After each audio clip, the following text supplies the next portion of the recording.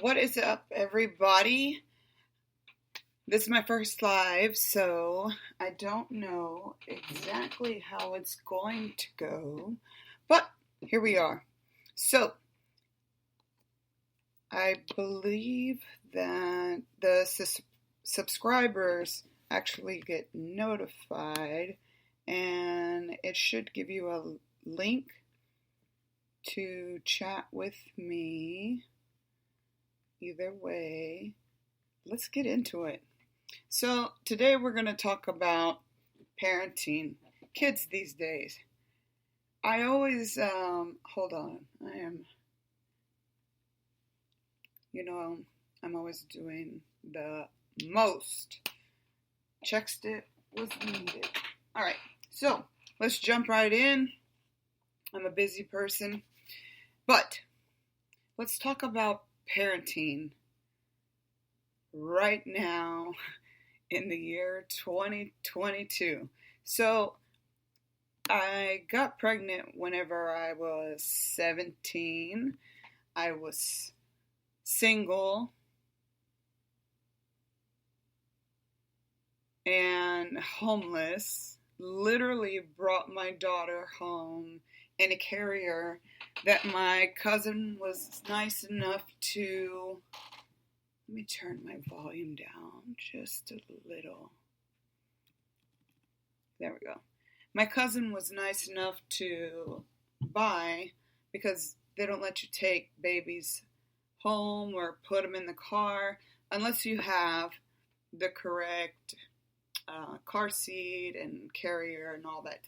So anyways, I take her home to a garage that is owned by my mom's friend, like literally fucking homeless, with a baby, and I did everything. I worked multiple jobs.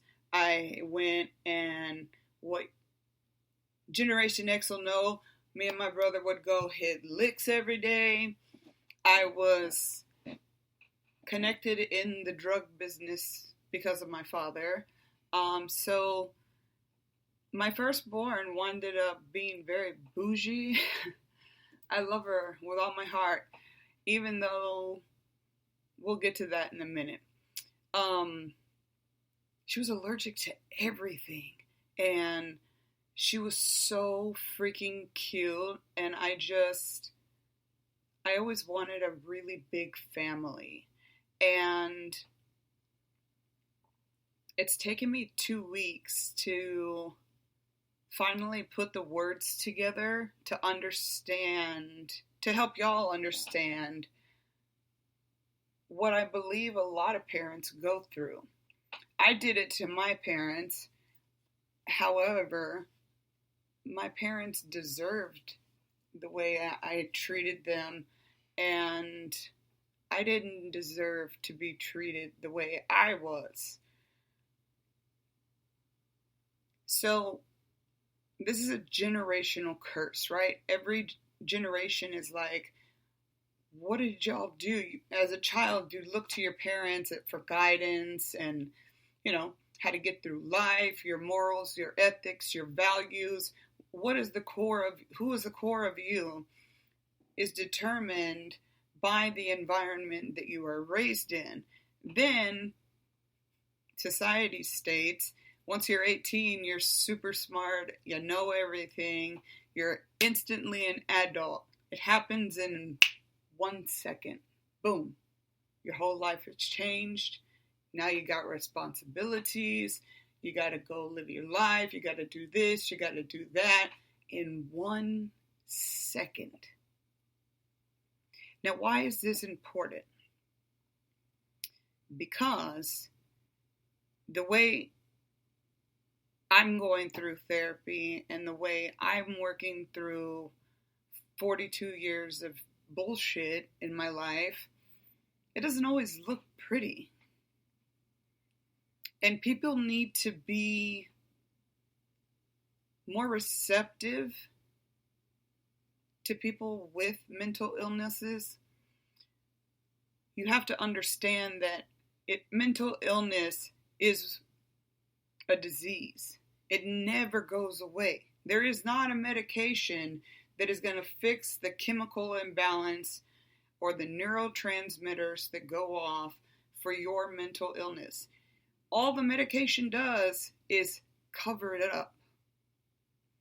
And new studies have proven that once you start taking the pill, so say you're on the happy pill, Prozac, for depression. It's called the happy pill for a reason. I can't take it. It does not make me happy. It makes me homicidal. Literally. Cannot take that shit. But when I was on happy pills,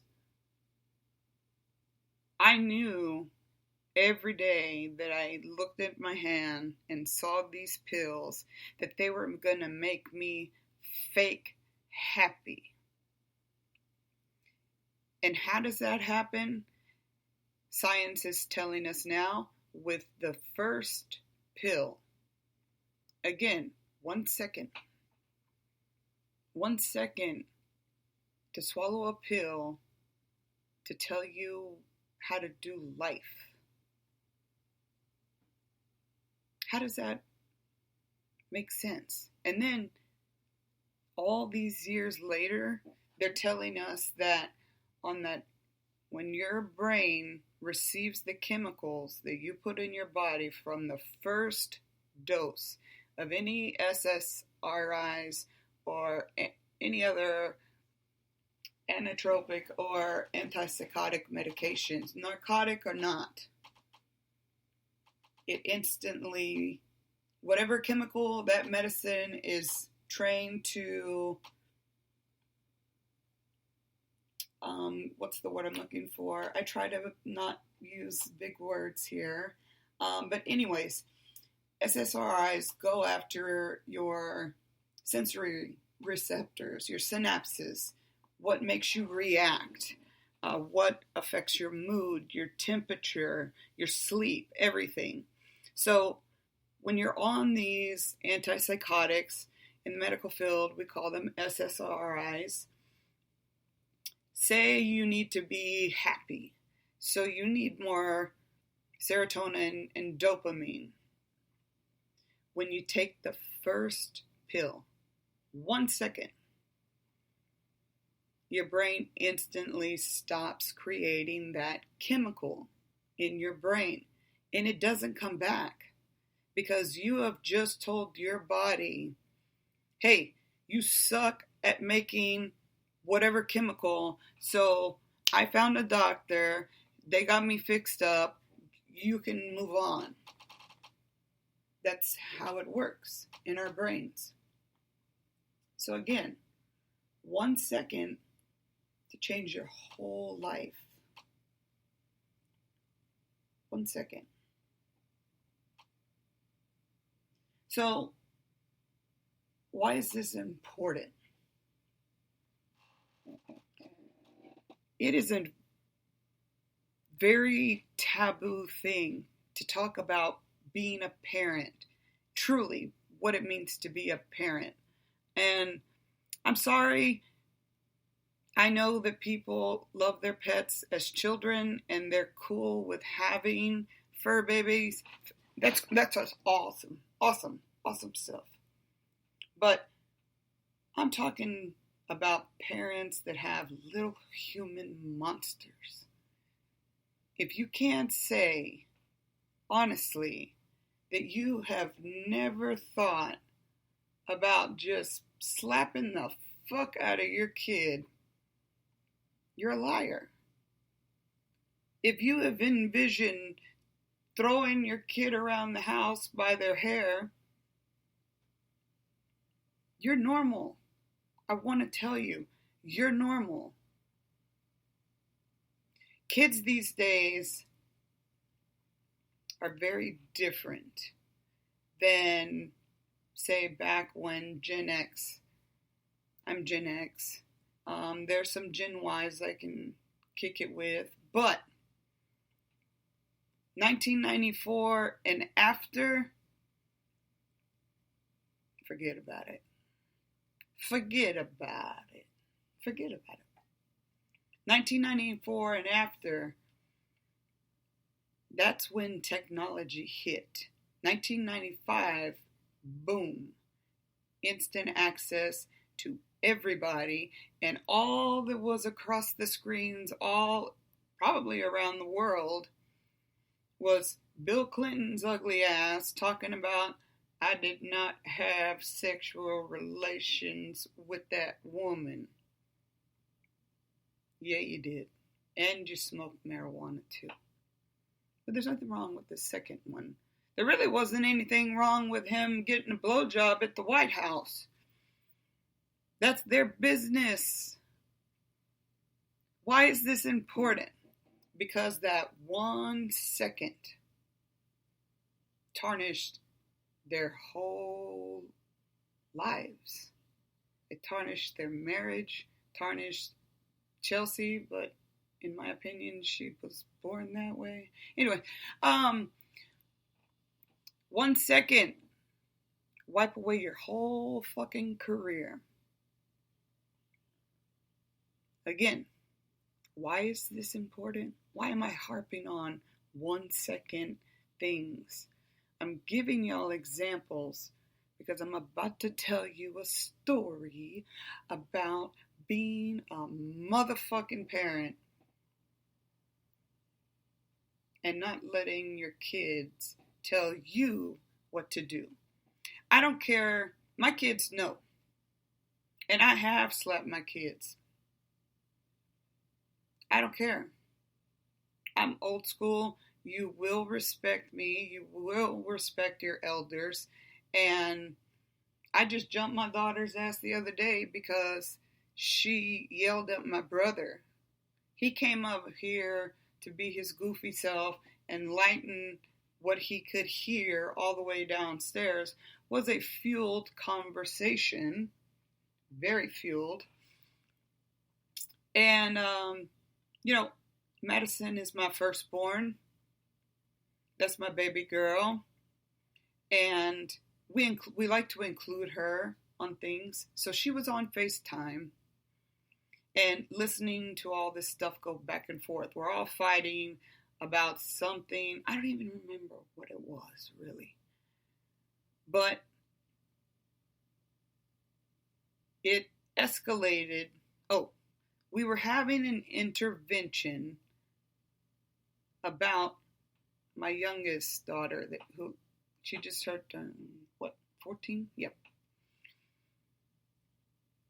She is very much like me, and I really don't want that life for her. She obviously doesn't want it for herself. My mouth gets me in trouble still to this day. But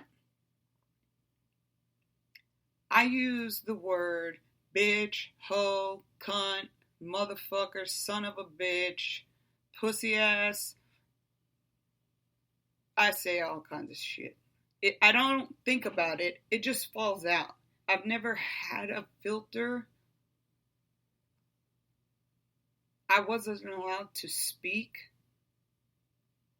for like the first 5 to 7 years of my life because I wasn't allowed to have an opinion. There was always business going around. The only time I got to speak and have fun was during the summers with my grandma. So I knew how to do a lot of adult shit at a really young age. And I witnessed and went through a lot of shit. You could buy the book, Barnes & Noble, Dysfunctionally Functional. But I went through a lot of shit. But 1 second, I hadn't even gone to a doctor when I found out I was pregnant. I just blurted it out one day. My mom was on the phone with baby daddy number 1, sperm donor number 1, Maddie's bio dad, if you can call him that. And when So she was arguing back and forth. I forget about what. And then I just yelled out really loud, I am fucking pregnant. Stop fighting. Stop fighting. I'm pregnant. I don't need this stress. My mom, literally, back in the day, we had payphones and these little things we called breezeways in apartments. I know millennials don't know nothing about that payphone situation. Sorry, I'm kicking totes. But from the moment, the 1 second I found out for real that I was pregnant, my mom took me to the free Mexican clinic. Yes, I was very pregnant. And I had a really big decision to make. On one hand, I had a scholarship to Baylor. And on the other hand, I had a bag full of prenatal vitamins, Similac packs, a diaper, some directions, and a book. Things mothers should know, or that book that all the pregnant people read. And I just remember my mom bitching about how I was going to tell my dad. But I knew 1 second I had this in one hand and this in the other. In 1 second, my life was going to go one way or another. Well, I'm a Taurus, so I'm going to go down the hard road because that's just what we do. And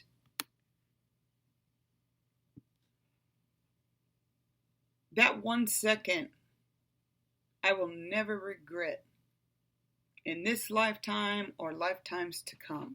I will never regret the decision I had and I made to bring this beautiful human into existence by myself with no help.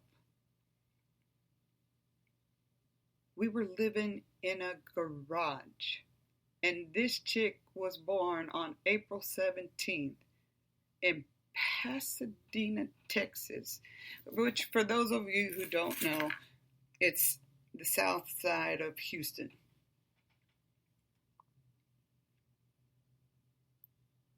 Now, from that moment, 1 second, we put her in my cousin's car, and she's like, oh my God, you're going to take her in there? I said, Lord, this is what my life is right now. My siblings and my newborn. And I'm working at Burger King, trying to support all these kids. My mom is off fucking my dad's family while he's sitting in prison, or actually at that time, he was working offshore. So he's steadily providing, and she's steadily using his money for her boyfriends and stuff. So there's that. 1 second changed my whole life. Why is this important? I'm asking these questions to y'all, for y'all to think. I've obviously already thought about them, and that's why I'm here right now. But the other day, during this very heated conversation, the adults of the house had already had a conversation. Now, keep in mind, Maddie lives in Virginia. But Cordelia has her on speakerphone, or FaceTime, sorry. So she set the rules. Maddie, the 24-year-old, right? She's telling us what to do. we go along with it, okay? She says, one person talk at a time, and she's like gonna be Steve Corbett. She's gonna have a timer, and then she will say, okay, now you stop talking, and now you can rebuttal. I felt like I was Johnny Depp and Amber Heard. But we were like, okay. So kind of like the Indian talking stick. Her rules. Her rules. Everybody has to hear everybody out, but we're going to do it like this. Cordelia cannot contain her passion. That's what they called it. Their passion. And so she tends to be very disrespectful, and she's not trying to be. She's actually a very big-hearted person. She's very funny, goofy. She's the best friend you could ever have. And I love her to pieces. But I don't want her to struggle through life the way I did. You can't talk to people like that. And then her rebuttal was, I don't talk to my friends like that. Why would I do that? That's so rude. When you back me in a corner as a parent, and I'm sure many of you parents out there feel backed into corners, let me remind you of something. You're always going to be the parent. They are always going to be the children. Age does not make you an adult. It's just a fucking number. 1 second from 17 to 18. 1 second. Hell, take 1 hour. It doesn't make you any smarter. It doesn't make you any wiser. It just means you're getting older. Your age, the number of years that you have been in existence, has no direct effect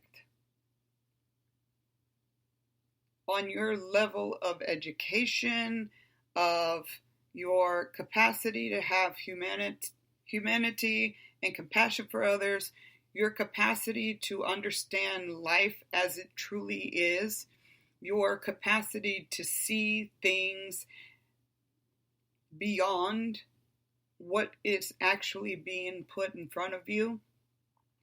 And when you have a parent or a set of parents that have busted their ass to make sure that you have everything that you've ever wanted, we make sure you got the things you need. But I'm that bitch that does grandiose things. I love gift giving. I've always been a giver. I don't do it because the oldest has called me fake. She says I'm fake on that call. Let's get back to that for a minute. On that call, for the first time ever, my youngest, screaming and crying, said, you don't take accountability for your actions, and for whatever reason they think they grew up in some tragic, poor situation. That's not the case at all. But that's what they believe. And Madison, oh my God, when Paul and I listened to her, this was a couple of years ago, the first time she went off on me. I was actually truck driving in very bad conditions. It was like 2 or 3 in the morning. It was fucking dark, raining, ice, black asphalt. Couldn't ask for anything. I was in the Ozarks.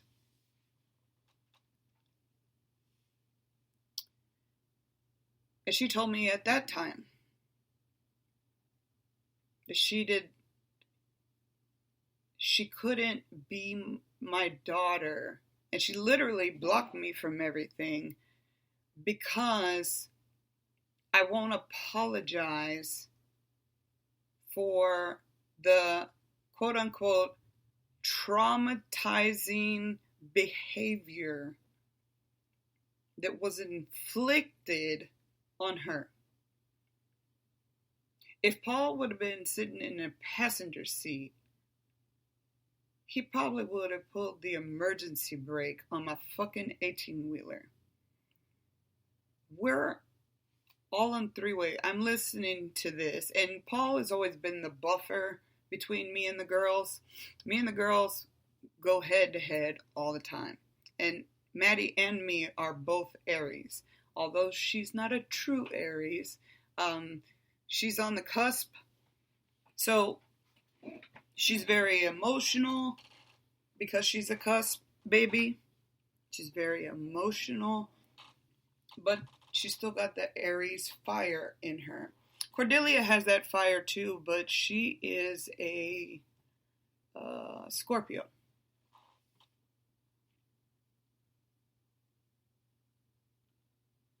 Never, ever, ever, never, ever, ever. One more time. Never, ever, ever. Is it okay for a child to ever, one, talk back to an elder, especially your parent? Two, you don't get to cuss in front of your parents until you're older. Much, much older. It's disrespectful. That's the way I was raised. Cussing in front of your mother, which I don't have a relationship with mine, and that's fine. But why is this important? Well, this is twice now that I've been told I am the most selfish person, I'm a narcissist, and I should forget about everything in the past and move on. And, you know, it's kind of like those, like my sister, my blood sister, who lives 20 minutes up the road and never comes to see her niece or nephew. I haven't seen my sister, I don't even know how many years it's been. Probably, the last time I seen her in person, October will be 5 years. When we put my dad's ashes in the Atchafalaya River. That was almost 5 years ago. And she lives 20 minutes up the road. Why is this important? Kids have a sense of entitlement. I got to hear from my oldest that she left for the military to get away from me. Why? Because I had rules? Because I told you what the fuck to do? I grounded her ass when she was 18 because she went and got a tattoo. And it wasn't the fact that she was 18 and she was legal to get the tattoo. That's something that I want to share with my kids, their first tattoos. And this was public knowledge, but after work, she just felt like going and get a tattoo. So she did. And I grounded her at 18 years old. Now, granted, the following week, she asked to go to the recruiting office, and she's a genius. And just like that, she was gone.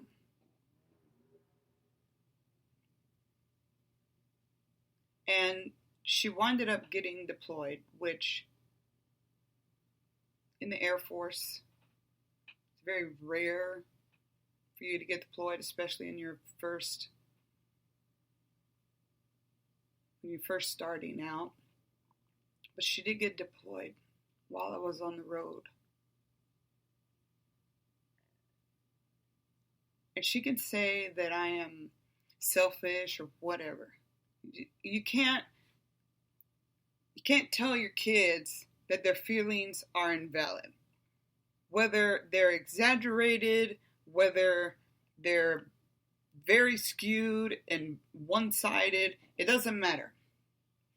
No one can tell another person, I don't care if it's parent to child, child to parent, friends, if somebody is telling you how they feel, no matter whether you know for a fact that shit ain't right, and they're not telling the story right, or maybe their memory is fucked up, I don't know, whatever the case may be. But to tell your parent, the person who brought you in this motherfucking world, who kept you out of the fucking system, who was standing in line for motherfucking hours to see every single Twilight movie. We were the ones at the premiere with her Team Edward shit on, and we did a lot of fun stuff together. And I asked her one day, before this fight, I asked her one day, I said, you talk about, she doesn't like talking about the past at all, which is what my sister's problem is. My sister doesn't want to talk about what happened 5 fucking minutes ago, because you gotta keep moving forward. Well, 1 second can change all of that. But that 1 second,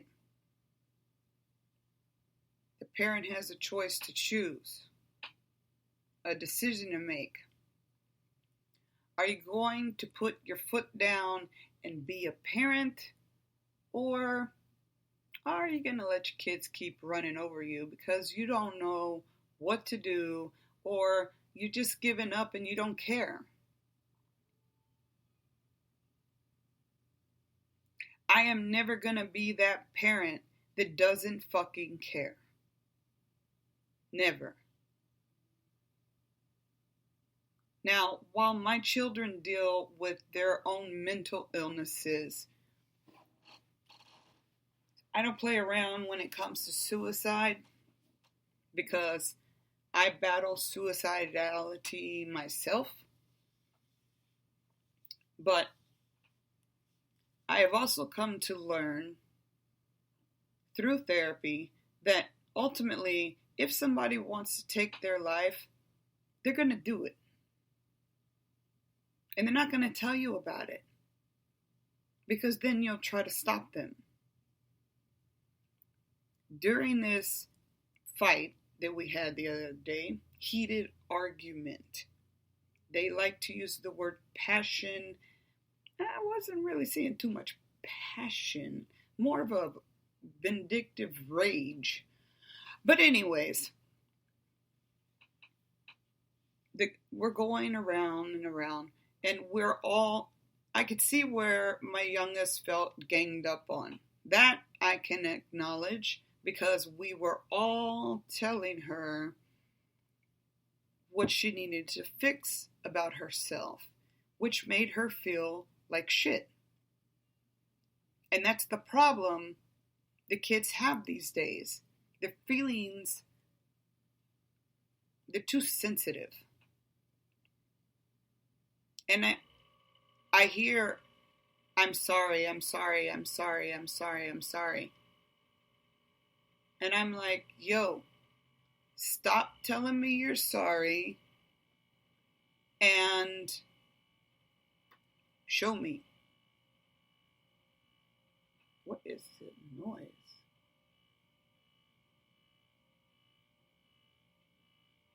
Anyways, I think we're good.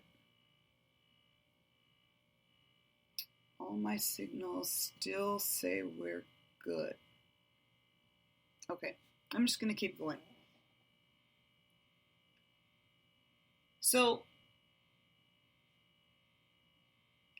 in that heated moment, we'll go with their word, in her passionate way of telling how she felt, ganged up on, and she cries at night because her friends, blah, blah, blah, blah, blah, blah. And this is the first time this word has ever come out of my youngest daughter. My youngest is a girl. We'll just say my youngest.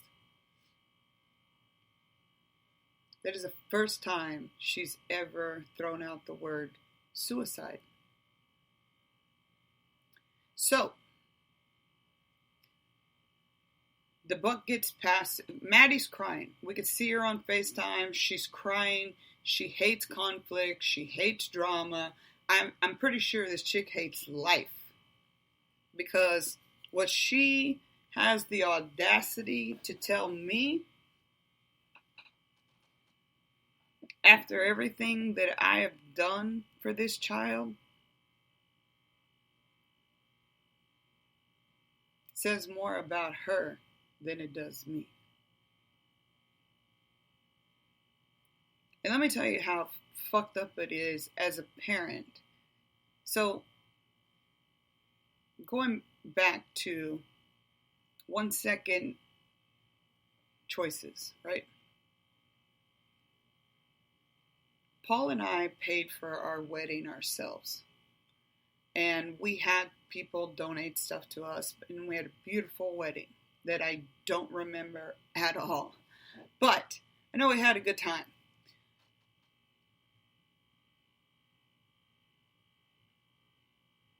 I miss that innocent little girl. She was only 4 when we got married.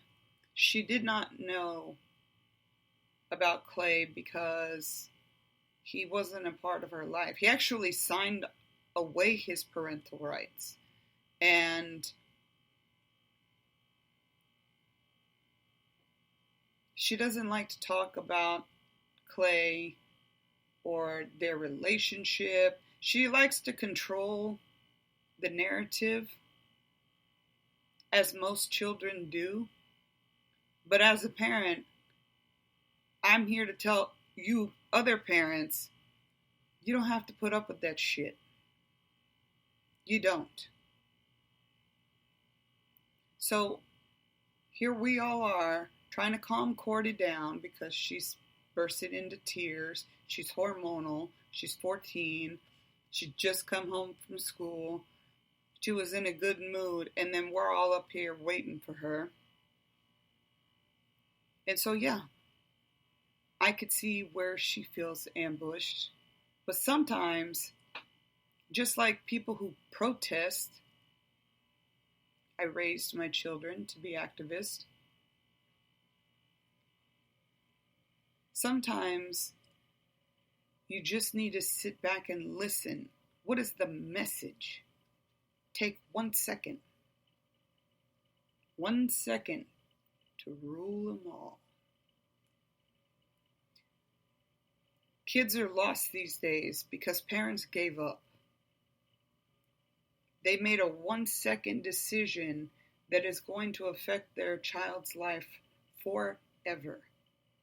I did not recognize, as a parent, as a wife, as a mother to my siblings, just as a human, I did not understand how I was able to, 1, keep it together, but 2, how would I ever get to this point where my kid's gonna tell me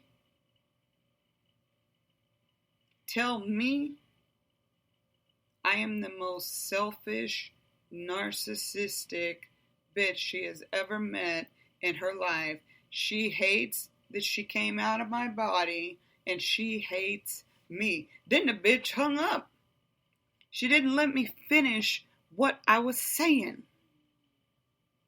And when she hears this, she'll hear me say the bitch hung up, and please believe that's going to be the only fucking thing that she's going to remember out of this whole podcast. Because that's how kids are. Chris Stapleton says, Aaron Lucid, a lot of country people have this lyric in their music. It says, Jelly Roll just came out with a new song that says the same thing. Even if the good outweighs the bad by 1,000,000 to 1, they're still gonna blame me for that one fucking thing I done. That's how kids work these days. And as parents, instead of taking Xanax and getting shit-faced at 10 o'clock in the morning on a Tuesday at a quote-unquote play date, that's not the answer. That is not the answer. Parents need to take back control of their kids. Parents need to be in their kids' lives. Kids need to shut the fuck up, sit the fuck down, and they need to listen. Why? Because we're always going to be wiser. And I'm sorry, you come out of my body, I don't care if you tell me you hate me, you want me to die. I don't care what you have to say to me. Your words are never going to cut me any deeper than I've already been cut. I'm on the upswing here. I am healing. So when Madison walls out and says all this crazy shit and then hangs up, Paul, I told him, I said, do not be the buffer. I'm not coming back after this. I'll be cordial with her because she's my daughter and I love her and I don't give a fuck what she thinks of me. I don't give a fuck about what anybody thinks of me. As parents, as adults, we have to take back that right. I've never let it go. Paul does parent different. He is more lenient because he sits down and he has the conversations. And we actually, as a family unit here, without Maddie, we work through our shit via communication. This time we tried it her way because, she's a millennial and she knows everything. She didn't even follow her own fucking rules. So here's what I gotta say to the parents. I don't give a fuck if your kid is 5, 15, 39, 62, or 100 fucking years old.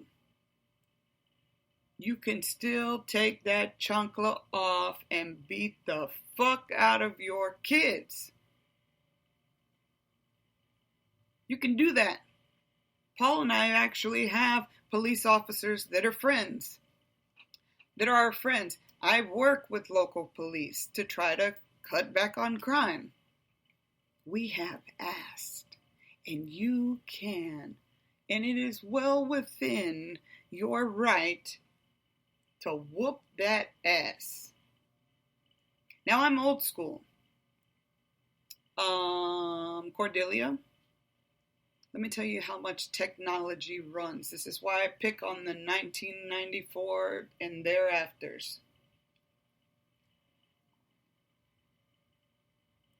Y'all are ignorant as fuck because you have instant access. You've had instant access, 24/7 access to the entire world from the moment you were conceived. And technology is just growing and growing and growing and growing. I'm not hopping on that autonomous parent helicopter shit. I'm gonna be in your motherfucking face. This is what passion sounds like. Do I have to be so colorful with my words? No. I get paid to speak, so obviously I'm doing something right. But let's go back to single teenage parents. To all the single moms out there, I'm talking to y'all. If your kid ever told you, what? No, I don't want to, you don't understand, I swear to God, if I hear you do not understand one more fucking time out of anybody's mouth, they're probably going to get teeth knocked out. Honestly, I can't stand that. Don't tell me you're sorry.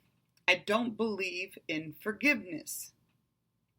Science tells me my brain is not going to forget the act.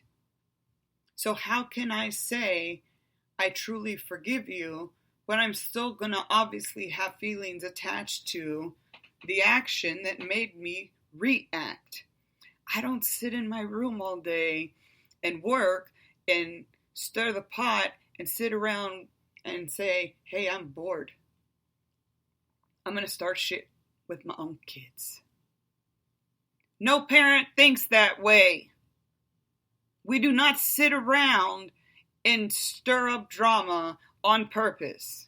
We call you out on your dumb, bad, shitty, piss poor, motherfucking, cunt looking attitudes. And then you feel some type of way about it. Well, I'm here to say to all the parents out there, whether you're single or not, every time we get out of bed and make the choice to put one foot in front of the fucking other, our children should feel blessed.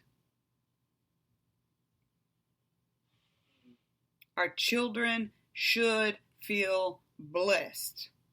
I lost a parent very tragically and unexpectedly and in my home.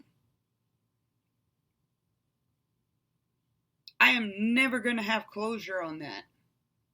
There is no cause of death. They didn't find one. So it literally says inconclusive. Never going to have closure on that shit. So to the kids listening to this show,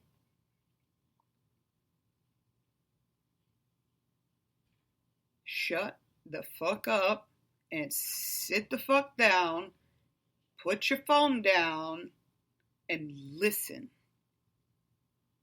Hear the words that are coming out of my mouth right now, and the words that have been coming out, or should have been coming out, of your parents' voices and their mouths, and do what the fuck you're told. Life is not hard. Being a kid, sorry, my phone is on Do Not Disturb. She knows I'm doing a podcast too. That's the youngest one. My phone's on. Oh, but she's on favorite, so it comes through. Sorry about that. It's what happens when you go live. Children these days, again, going back to 1994 and after, the year of technology, the year of instant access. You know, us parents that are older, back in the day, if we wanted to know who was going steady with who, we had to walk like 5 or 6 miles, and you didn't even know if your friend was going to be home. And here in Texas, it's fucking hot in the summertime. Hot. You could see the steam literally coming off of the concrete. And on the highway, you could see the 18-wheelers bending the concrete. It's so hot and they're so heavy, it just melts.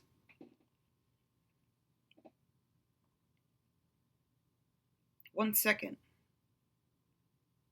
can change an entire family dynamic. And I asked Maddie before this fight, not long ago, maybe a month or so ago, I asked her, I said, I know you don't like to talk about the past, and automatically, boom, attitude. I don't want to talk about this. I don't know why you are always talking about the past. Well, bitch, because I got shit I need to get off my chest. Now, listen. The question is, out of all the weird, tragic things you say happened to you, do you by any chance remember the good shit I did? The magic tricks I pulled out of my fucking ass? The fact that I went to jail so that you could have food, clothes, shelter. And I didn't just do it for her. I did it for the whole fucking community. I'm a giver. Well, Madison would have you believe I'm fake. I'm doing it for attention. That's what all kids say about their parents. Well,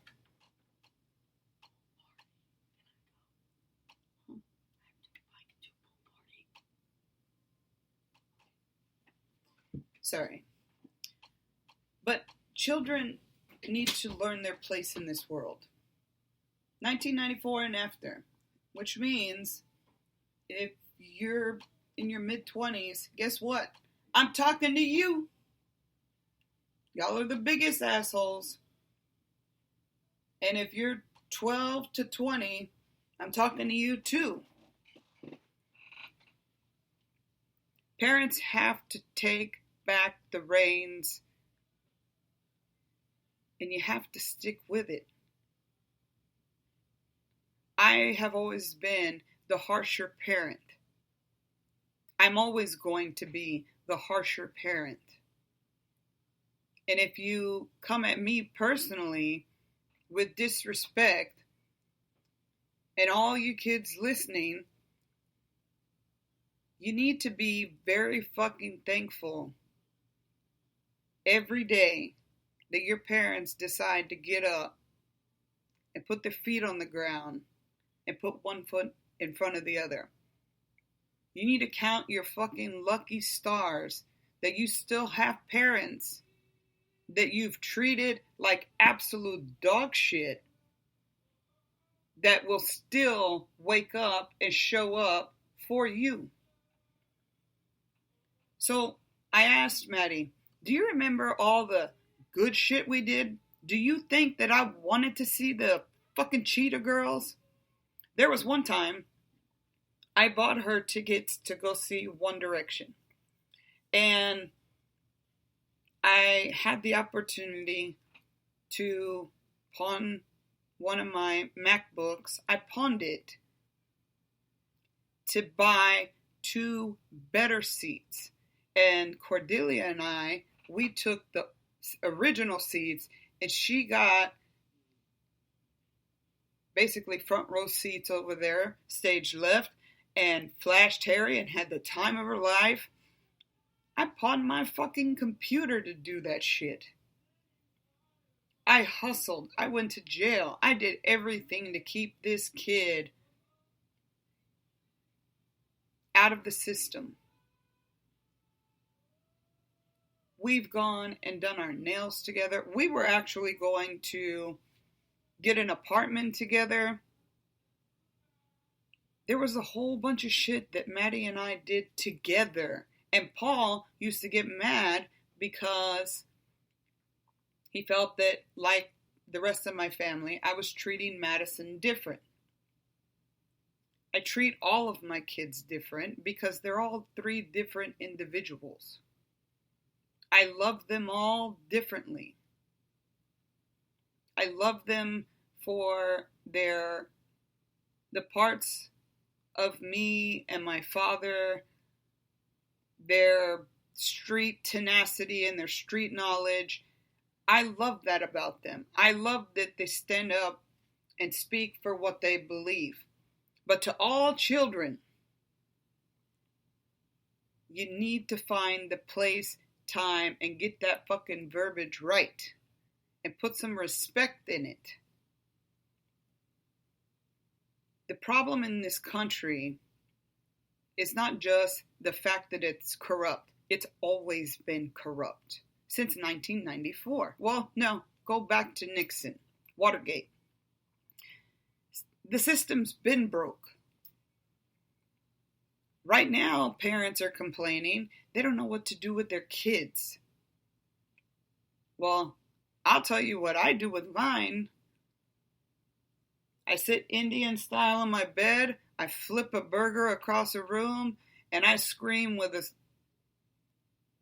a growl that I can't reproduce unless you push me to that limit. So every parent has a breaking point. Every child has a breaking point. But it's about finding the balance. It's about finding balance. And kids, children, need to understand that if somebody's older than you, that includes your siblings, they are your elders. Look it up. There's a really cool book back in the day we had. It was called The Webster's Dictionary. Look that shit up.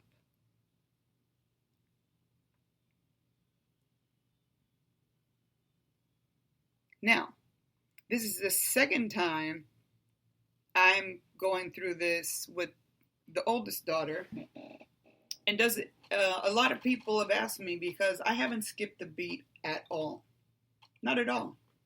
And I truly 100% do not feel one type of way or another about the malicious words that came from my daughter that I did time for and made all her fucking dreams come true. I'm still working on getting Harry Styles to go to sing at her wedding. What she showed me with the vile words, you don't ever tell somebody who brought you into this fucking world and has given you every fucking thing that you've ever asked for.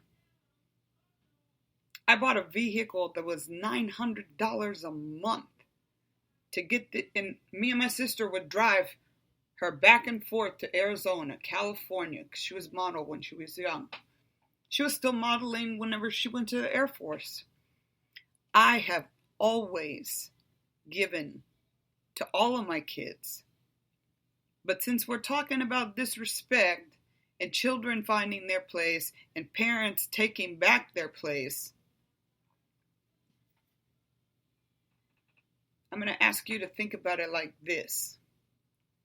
If you don't get control of your kids now, and you think this country is fucked up now, let me let you in on a little secret. These little assholes running around, bumping their gums, disrespecting elders, and doing the most. They know everything, right? These are our future leaders of the country. Think about that.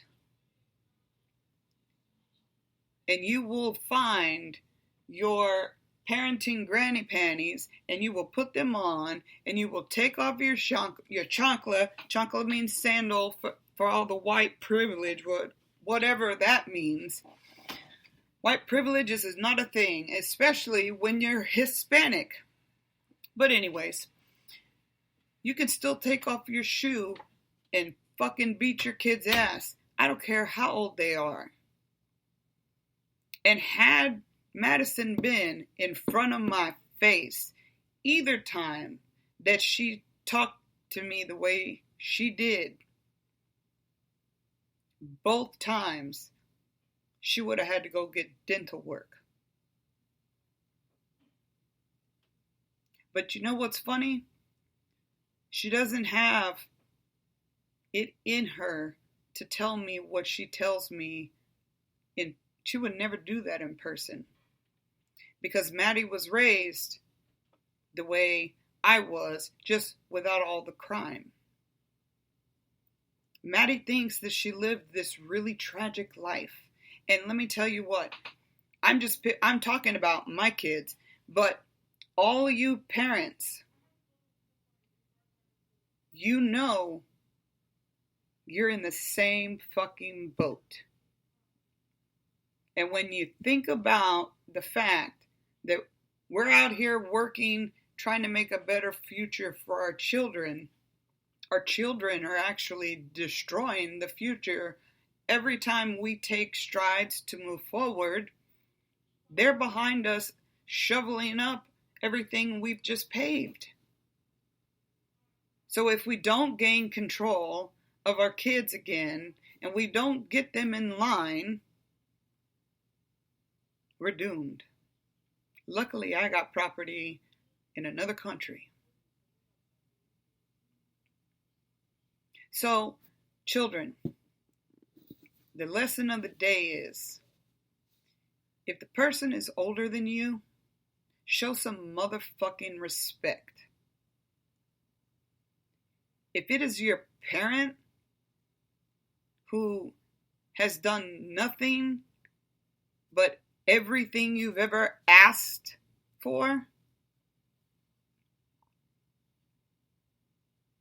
show some motherfucking respect.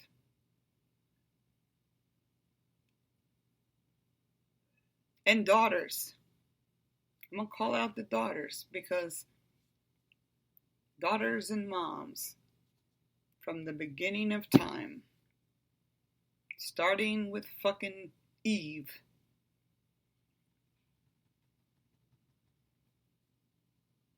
females just want to push the red button all the time. Push the red button. Push it, push it, push it, push it, push it. Well, guess what? You keep poking a bear, and eventually that motherfucker's gonna eat you. I'm that kind of parent. I get in my kid's face. I get in their face. They know. When I start raising my voice, boy, they start doing chores real fucking quick, like, because I am very unpredictable. I will just be walking around and I literally smashed 2 picture frames. Just punched them. And one of them was fiberglass. Fuck. If I would have known that, I wouldn't have hit that one. My arm was so broke out. Anyways. But now, with 1 second of her word vomit, the whole functionality of the family is now off. Because I'm the oldest of my siblings. She is the oldest of my children. And this is like a pastime. Daughters don't get along with their mothers until it's too late. I gave my mom a chance. I really did. I really fucking did. And she did my brother so fucking dirty.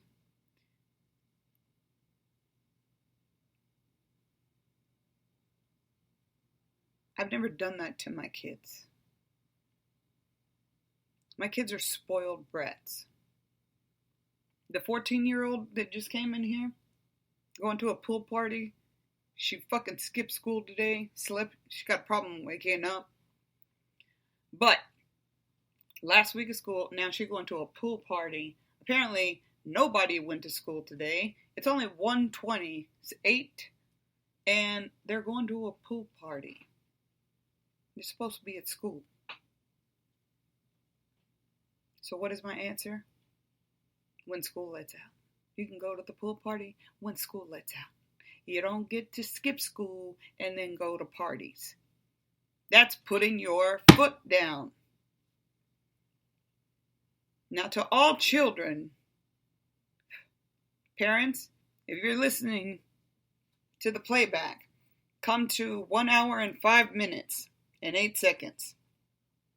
To all the children of the world,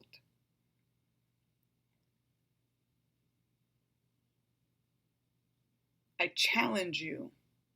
I just challenge you. I double dog dare you. I'm going to pull out some gangster shit right there. Double dog dare you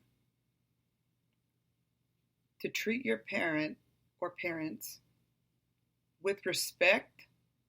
Do not curse in front of them. When they call you, you say, yes, sir, yes, ma'am. You do not raise your voice. You do your chores without having to be hounded on. If you just do everything right for 1 week, I'm only asking you to give me 5 business days. You can have the weekend. 5 business days. I'm challenging all the kids around the world. Do not curse in front of your mother ever, or grandmother, any female elder. I don't care what culture you come from, or what trailer park you come from, or what hood you grew up in. That is an understood motherfucking rule. You do not cuss. The first time Maddie said the F-bomb in front of me, we were at her Air Force graduation. She covered her mouth.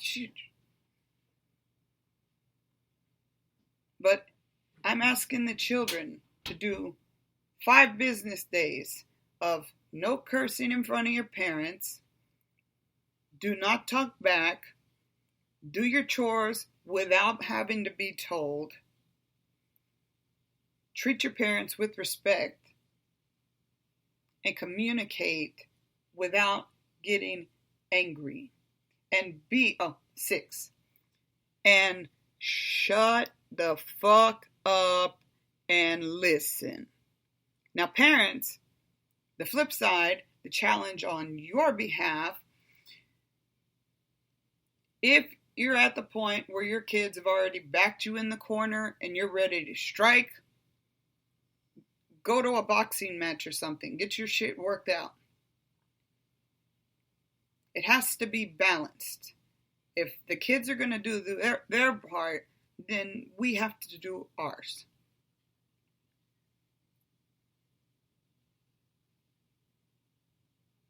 And for every parent who has ever been talked to the way I was spoken to the other day, please believe she would never say that shit to my face. But unfortunately, some of y'all's children do. And you email me and I read them and I'm just like, damn. These motherfuckers are gonna run our country? Not on my watch. Not on my watch.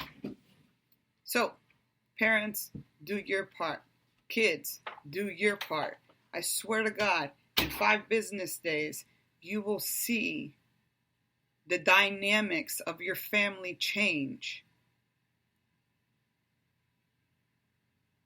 So we have a comment here. Okay, so this is how live works. We have a question. The question is, how did I react to what my daughter said?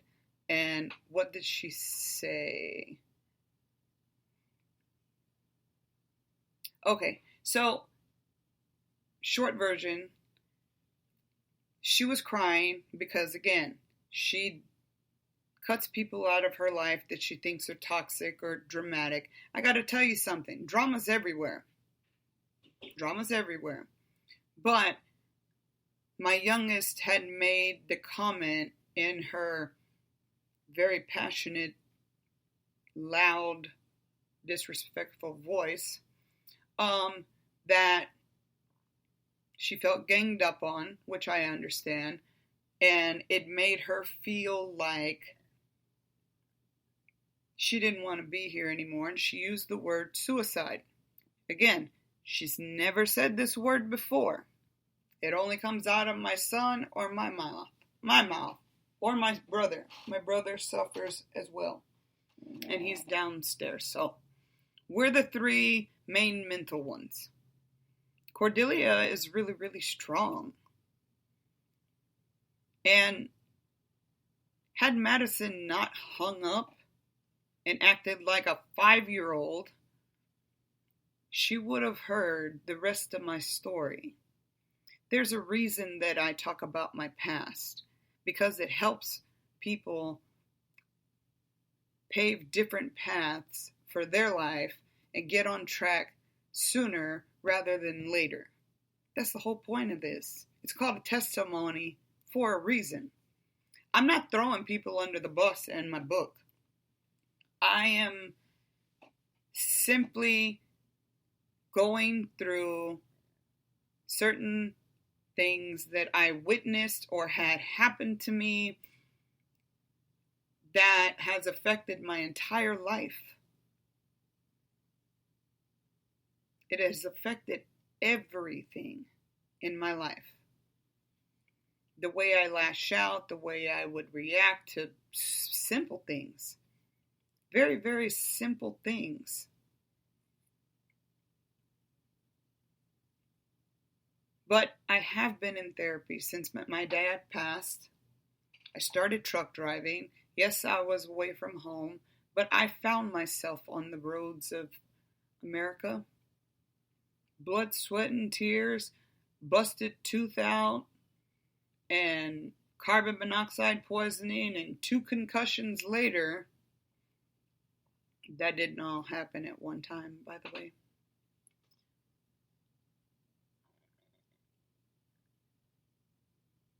Unless you know a truck driver, or you are one, you have no fucking idea the mental shit that we gotta go through. And four-wheelers think we're the problems. We actually are professional drivers. I think everybody should go to CDL school. They're actually implementing 16 states now have it. When you go to renew your driver's license, you're going to take a 6-hour CDL course so that y'all can learn how we have to abide by certain rules. We're not cutting you off in the left lane on purpose. We're cutting you off because we can get ticketed if we do not get out of a cop's way. Y'all don't let us over because we're holding you up. Kids hold us up the same fucking way. But going back to this question, I was literally quiet. I said my piece. I was done with the conversation. I just wanted to eat my fucking food. I'd been working my ass off all night. Tired. I just wanted to eat, man, and go to sleep. I just wanted to eat and go to sleep. I was having a moment. I just wanted to be left alone. This was the night prior to. Cordelia was in my face. And my son understood where I was mentally. And he was trying to convey that to Cordelia. And Cordelia didn't want to hear it. So she was in my face the night before. And I called her a bitch. And I think she says I called her a cunt. But I don't remember that part. If I did, I'm not sorry. Parents gotta own up to their shit too. And don't ever tell me or ask me to apologize without telling me what you want me to apologize for. Parents need to stop being so apologetic. Let me tell you why. Kids are assholes. They just are. I don't know where this sense of fucking entitlement came from. I don't fucking know. I'm trying to figure it out. Give me a headache.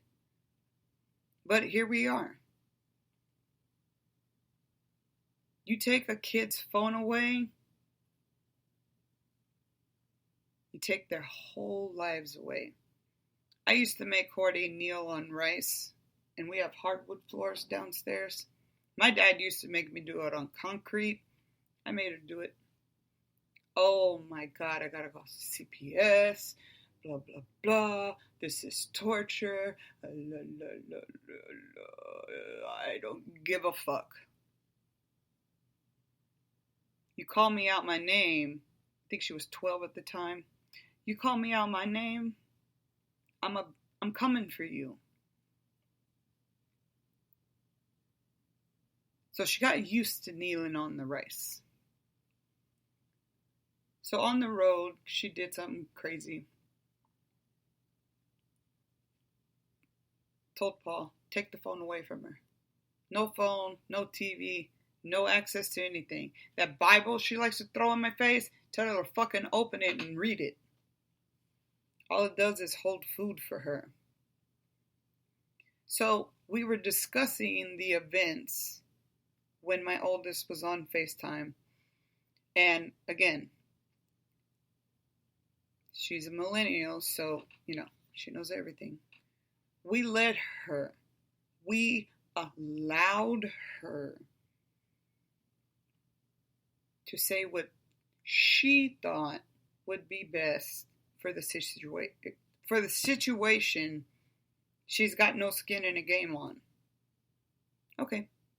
We did it her way. When I explain myself, I have the best intentions in the world. My delivery is always going to be offensive, and I don't care. I don't. Never will. You know why? I'm the parent. I have literally carried 3 kids in this belly to term.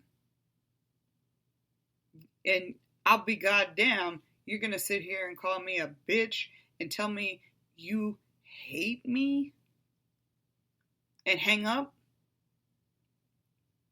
But then you're going to stalk my whole life on social media. It's subtext, subtweet, whatever the fuck they call it.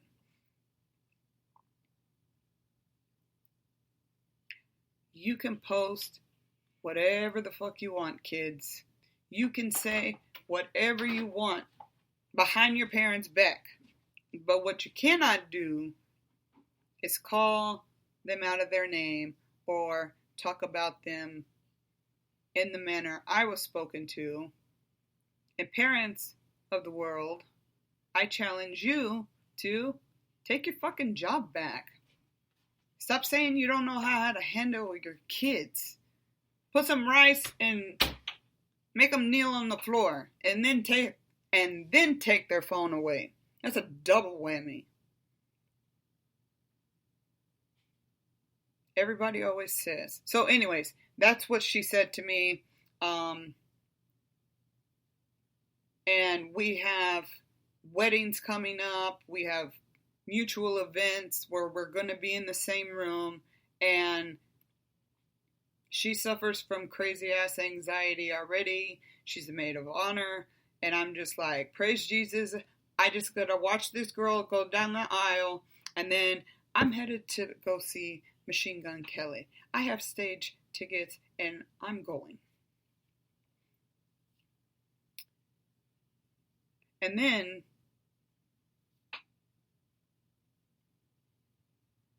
children, don't do this either. I'm going to end on this. Don't call the other parent that you're not mad at and make them be the messenger. You big and bad and you're going to talk shit about your parents through a little rectangle? Cool. I know you ain't going to say you say that to their face, you deserve to get your teeth knocked out. Facts. But if you feel some type of way about something being done and you don't like it, get the fuck over it. You're always going to be the child. Your elders are always going to be in charge of you. And you can ask my husband, I will stalk a motherfucker down. I am all up in my kid's business. But do you think that I'm following whatever the hell she's doing right now? Nope. Her telling me that, so my answer, what prompted her to say what she said was, she said, your daughter just sat here and said she's suicidal and you're going to sit here and talk about yourself. Well, what she didn't let me finish saying was, when Cordelia used the word suicide, the compassionate part of me did stop. And I looked at her and I instantly my eyes filled up with tears. But Maddie, all she could see was a ceiling fan because she's on FaceTime laying on the bed. So she can only see the ceiling. She's not here. She does not know what's going on here. So my answer was,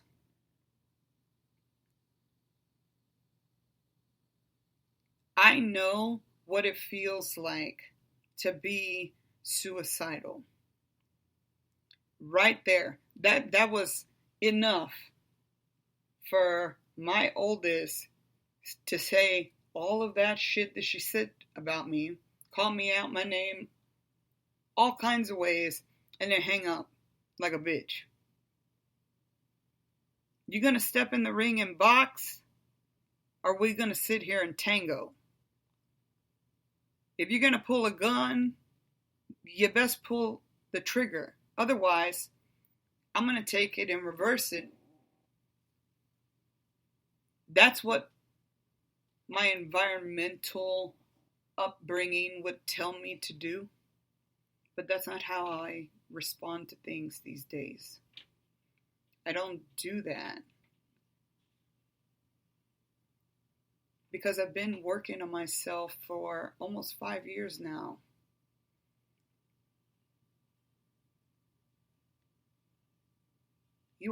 Children are not allowed to talk to their parents any kind of way. You're not. Unless there's a loophole, you're in an abusive relationship or situation. If Madison had allowed me to finish what I was going to say and what I did say, I wasn't fazed by her hanging up. Actually, I was relieved, to be honest. Still, don't give a fuck. What words came out of her mouth has a lot to do and say. It tells me she's going through her own shit. And she's throwing word vomit and malicious intent on the wrong person. I am sick and fucking tired of being the whipping post. As I'd imagine most parents are. But here's the thing. You're in fucking charge. Parents are in charge. I don't care what age your kid is. You are in charge. Until they leave this earth, or God forbid that happen, but until we leave, and please believe, if you fucking up If I get upstairs, when I get upstairs and I'm looking down and you doing the most, I'm going to haunt your ass. That's the kind of parent I am. And what I was saying was, I know what it feels like to be suicidal. Do you not remember my parents at all? I am trying to undo 42 years of what is ingrained in my DNA. 42 fucking years of being taught to hate people, of being taught to fuck over people, being taught to do all of these crazy things. To be a Torres, if you can ask anybody in the state of Texas and Louisiana, if you say Torres, everybody runs. I am not that person anymore, nor have I been for almost 5 years now. I will talk crap to you. You know why? Because I'm the parent.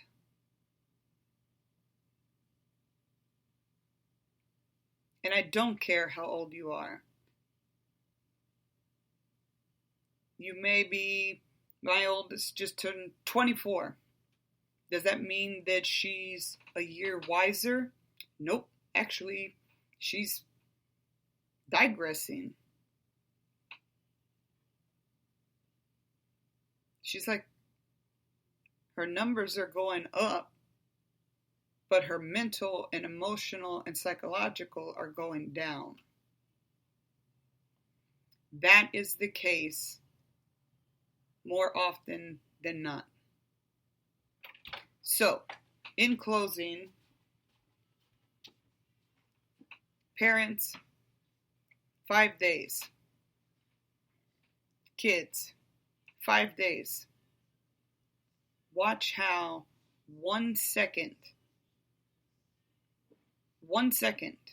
if you stop and think about how you're going to react to something, even as heinous as what my daughter told me, 1 second. I could have gotten in my car and drove to Virginia and beat her up. I could have knocked this one's teeth out. I could do a lot of things. And the old me would have.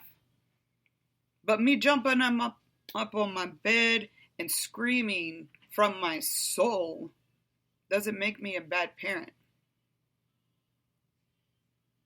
It makes me a good one. You know why? Because that is passion. Children don't understand the heartaches that we go through at night when we know we've had to cancel vacations, or we can't get another car, or this and this come up, or last year Paul got laid off twice, and shit happens. Life happens. See it on a bumper sticker? Buy one. I don't care. Tattoo it. Look cool.